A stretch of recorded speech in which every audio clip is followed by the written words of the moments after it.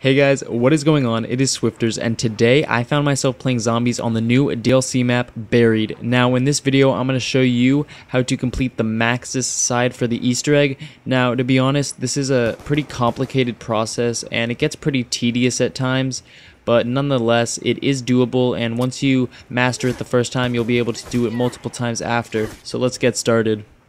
Alright, to start things off, you're going to have to build the hangman's noose. Now, the first part is located in this room where I'm heading to right now, and the part is in the back portion of the room, and it kind of looks like a light bulb when you pick it up, and once you get that, you're going to want to put it on the hangman's noose. Now, the next part is located into the barn. Now, you're going to want to enter the barn, and it's located in the stables. It's basically a rod, and it's a rod shaped figure, and you'll be able to notice it once you see it, and it says hold X for part. You're going to want to grab that part and head to the third part for the hangman's noose. Now the third part for the hangman's noose is located it's located in the gunsmith shop. You can get to it two ways. I'm going through the bank. So as soon as you enter the tunnel from the bank side, you're going to want to head to the gunsmith shop, and once you emerge from the tunnels, you're going to want to head into this little corner where you will see a spool of string, and that's the third part for the noose, and the fourth part is located in the church, which you're going to need Leroy to help you break down the debris, and it's this little generator box located behind the podium. And once I get that generator box, I'm going to put it on the noose, and that is the fourth part to complete the noose. And now you can move on to step 2. Alright, so in order to complete step 2, you're going to want to need 3 things. 1 being the paralyzer, 2 being the wind turbine, and 3 being the subsurface resonator. So the first globe is located by Saloon. You're going to want to put down the subsurface resonator after shocking it with the paralyzer, then put the turbine down, and that should break the first orb. Then you're going to want to move to the second, and there are 4 orbs in the map. Now the second orb is located in the tunnel, and you're going to want to do the same thing. You're going to want to shock it with the paralyzer, put down the resonator, and blow it with the turbine, and that should cause the orb to break. And then you can move on to the third orb. Now the third orb is located to the left of the church, and you're going to want to do the same thing with the paralyzer, resonator, and the turbine. And once you do all of those things with the third orb, you're going to want to move to the fourth orb.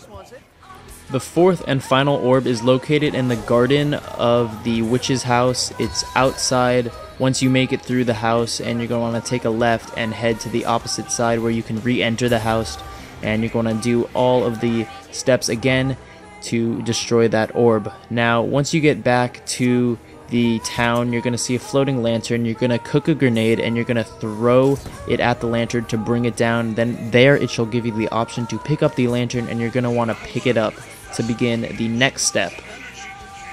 So after you obtain the lantern, you're going to want to start a new round, and you're going to have to give candy to Leroy in order to kill these zombies. And by Leroy killing these zombies, it will absorb the souls of the zombies into the lantern. Now whoever has the lantern needs to be fairly close to Leroy as he kills the zombies, and you're going to hear a noise, and the noise kind of sounds like a grandfather clock almost. And once you complete enough kills in order to fill up the lantern, you will begin to hear Maxis talking, and that way you know that you have done this step right, and then you can move on to the next step. So once you get the specific amount of kills with the lantern, the person with the lantern is going to want to come on top of the roof of the gunsmith shop, and there's going to be a little place to put the lantern. And after you add the part of the lantern to the roof, this huge code is going to appear on the wall, and you're going to need to decipher that code in order to move on to the next step. So after you decipher the code, you're going to need to head into the tunnels where you can locate the signs on the walls, and you're going to punch them with your galv knuckles. And now keep in mind the order of the signs changes every game. Now you have to decipher the code in order to figure out the correct signs to punch.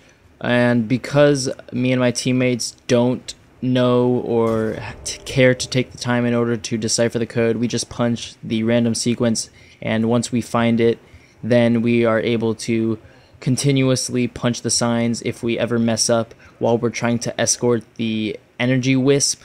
So it's basically a trial and error scenario in order to find the correct sequence by punching the signs if you don't want to decipher the code. So a few things about this step: you're going to need time bombs in order to complete the step. Now, if you don't have time bombs, it will mess up if you are successful in your first attempt. So if you don't have time bombs and you are successful with guiding the energy wisp to the noose, then it will not work. So this process is actually pretty complicated, and it's highly unlikely that you won't be successful your first time. So what you're gonna do is follow the energy wisp to the noose. Now you have to stay close to it, all while killing zombies along the way. It's very difficult if the zombies don't spawn in time, because the energy wisp will soon enough get smaller and end up disappearing. So as you saw, I just threw my time bomb at the wall, so me and my teammates can go back in time in order to punch the signs yet again, continuously killing zombies as we are on our way to the noose, where the energy wisp will go in, and there we will be able to go back in time. And once the energy wisp is in the noose, we're going to want to go back in time in order to punch the signs yet again in order to get another energy wisp. And that is also how you get the achievement Revisionist Historian. Alright, so after you go back in time, you're going to need to punch the exact same sequence on the signs that you did the first time the energy wisp was activated. So after you punch the signs in the correct order, or correct sequence at least, the energy wisp is going to spawn yet again, and you're going to want to do the exact same thing that you did last time. However, you do not need to throw time bombs again, and the energy wisp is going to continue on the same route that it did the first time, and you're going to need to kill zombies along the way. Keep in mind, if you do not throw your time bomb down on the first attempt in guiding the energy wisp, this will not work. So after you lead the energy wisp to the noose for the second time, you're going to want to locate a total of 9 bells in the map. Now 3 are in the courtroom, 1 was on the first bench, 2 is on this little table, and 3 is on the defendant's booth in the courtroom. Now these bells allow you to hit X by them, and that is a function only allowed after you lead the wisp to the noose. Now the other 3, there's 3 more located in the top of the candy shop. 1 was in that corner, 2 is on this little table, and the third one is on the debris in the top of the candy shop. And the last 3 bells are located in the barn, and this is where it gets pretty complicated, but I'm going to show you where the last 3 bells are. Now 1 is located on this little box, the second one is located on the hay, and the third one is located back in this corner. So after you have located all 9 of the bells, you're going to want to have someone enter the witch's house, and they're going to need to enter the bookcase room and continue down the hallway, and there they're going to see a little table that allows you to hit the levers with lights on them, and this means that you need to push the correct sequence of bells in order to allow all 9 of those lights light up. You see how some are green and some are yellow. Now this is a very, very tedious and complicated process. Now I'm going to go more in depth on how to allow all of those lights to go green, and keep in mind, if you press the wrong bell, it restarts everything on the levers, and you're going to have to press the bells again. So it's kind of tedious, and I'm showing you a more in-depth scenario on how to decipher the bells and which buttons to press. The ones on the left are the candy room, so when the button lights up on the left side are 1, 2, and 3, then you're going to want to hit one of the bells that are located in the candy shop, and if one of them doesn't work, then you know it must be the other 2. Same goes for the bells in the barn and the bells in the courtroom. It's a trial and error scenario, and this is a very, very complicated and tedious process, but it can be mastered.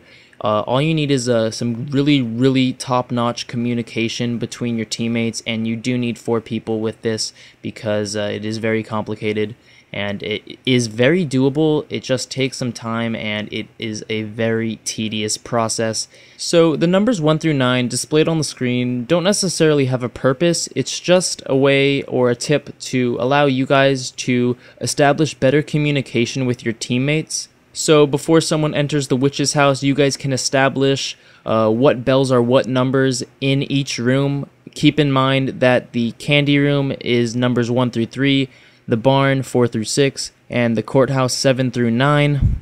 So if number 4 lights up on the lever pad, you call out number 4 and the person in the barn hits the bell, and if that doesn't work, try another bell in the barn.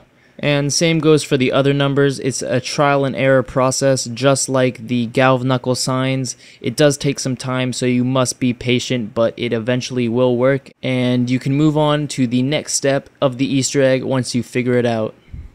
So after you have figured out the correct sequence of bells you need to push, you're going to come to this fountain, and it's going to allow you to make a wish. Now, I don't think that it has to be destroyed in order for the Easter egg to work. We just gave Leroy booze just in case, so it is destroyed, and there's a total of 4 locations where you need to stand. One is going to be out in front of the witch's house.